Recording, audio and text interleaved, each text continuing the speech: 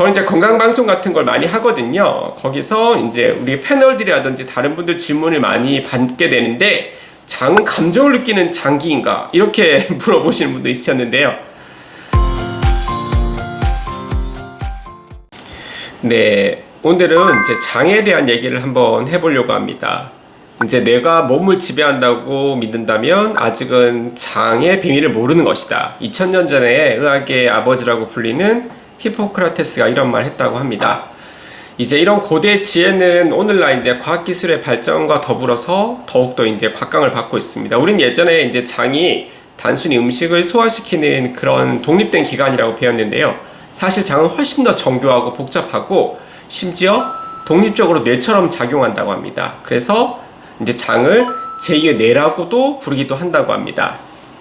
왜냐면은 1번, 첫 번째로 뇌보다 똑똑한 장, 이런 얘기 아마 들어보셨는지 모르겠는데요.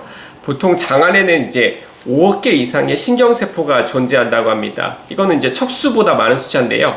이 신경망들이 이제 장신경계라고 불리면서 이렇게 얽히고 설켜 있어서 놀랍게도 독립적으로 작동할 수 있다는 겁니다. 그러니까 뇌가 명령하지 않아도 장은 스스로 이제 소화, 흡수, 그리고 운동, 면역 조절도 할 수 있다는 그런 뜻이 됩니다. 실제로 이제 심각한 척수 손상을 입은 환자들도요, 장 운동이나 배변은 대부분 정상적으로 된 이유가 바로 여기 있다고 생각하시면 될 것 같아요.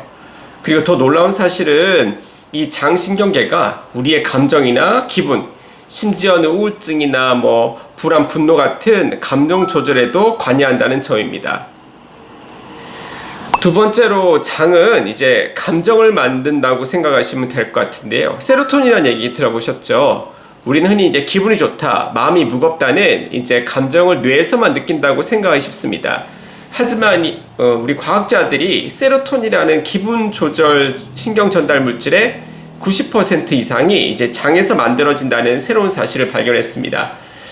세로토닌은 우울증 치료제 핵심 타겟이기도 하고요. 따라서 장 건강이 나빠지면 이제 기분이 좀 가라앉고요. 불안해지거나 우울증을 느낄 수 있는데 이게 과학적으로도 설명되는 이유입니다.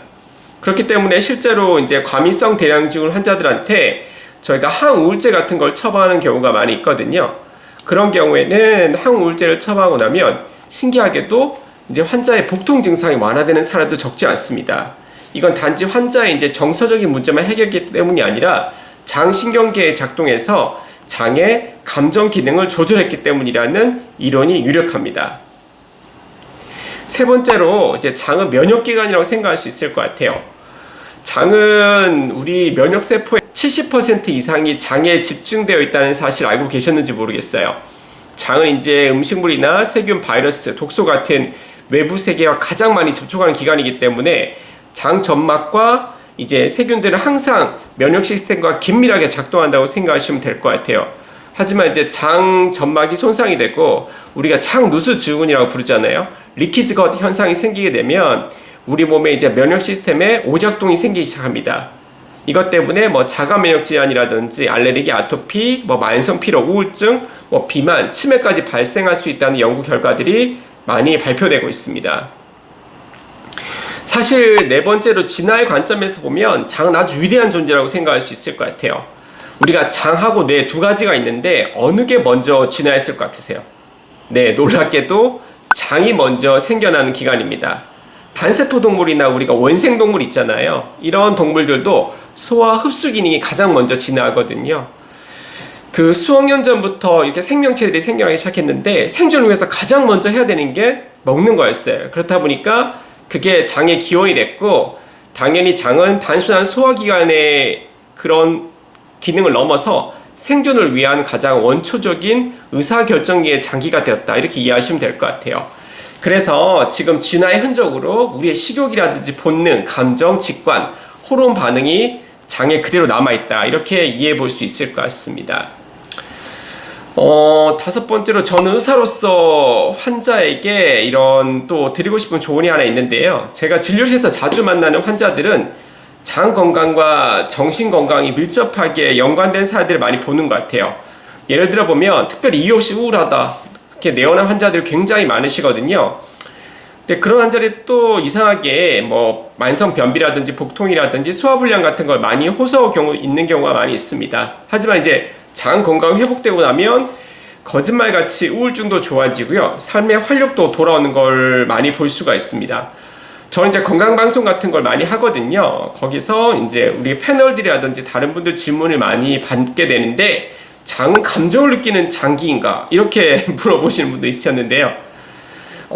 감정을 느낀다기보다 장을 돌보면 마음이 밝아지고 기분이 좋아진다. 이렇게 말씀드릴 수 있을 것 같아요. 내 장이 우리 몸에 신호를 보내고 있다. 이렇게 이해하시면 될 것 같습니다. 제가 지금까지 드린 말씀 6번째로 이제 제가 한번 과학적 근거에 대해서 논문에 대해서 말씀드리고 싶은데요. 이제 최신 의학에서는 장과 뇌 사이에 양방향 소통이 있다는 것을 확인했습니다. 이것은 이제 뇌장축 이론, gut-brain axis라고 하는데요. 첫 번째로 이제 장내 미생물이 미주신경을 통해서 뇌에 신호를 주게 됩니다. 그러면 뇌 스트레스 반응이 장 운동과 면역에 직접적인 영향을 주게 되고요. 결국 장내 세균의 구성 변화와 또 기분, 성격까지 바꿀 수 있다는 그런 이론입니다. 그렇기 때문에 이제 우리는 단순히 뇌만이 감정을 조절한다고 보지 않습니다. 장내 미생물을 조절해서 우울증이라든지 불안장애까지 개선하려는 정신 생물 치료 시대가 오지 않을까, 저는 그렇게 생각하고 있고요. 미래에는 항우울제 대신에 프로바이오틱스를 처방하는 시대가 오지 않을까라고 저는 조심스럽게 한번 생각해 봅니다. 네, 결론을 말씀드리면요. 장을 돌보는 것은 곧 나를 돌보는 일이다. 이렇게 말씀드리고 싶어요. 장이야말로 이제 우리의 기분이나 감정, 면역, 인지 기능, 심지어 성격까지 형성하는 제2의 뇌라고 말씀드리고 싶습니다. 우리가 우리의 장을 더 잘 돌볼수록요, 뇌는 더 명확하게 기능하고 더 감정도 안정적으로 되고 면역력도 생길 수가 있습니다. 장 건강은 단순히 소화의 문제가 아니라 삶의 질 전반을 결정하는 핵심이라고 말씀드릴 수 있겠습니다.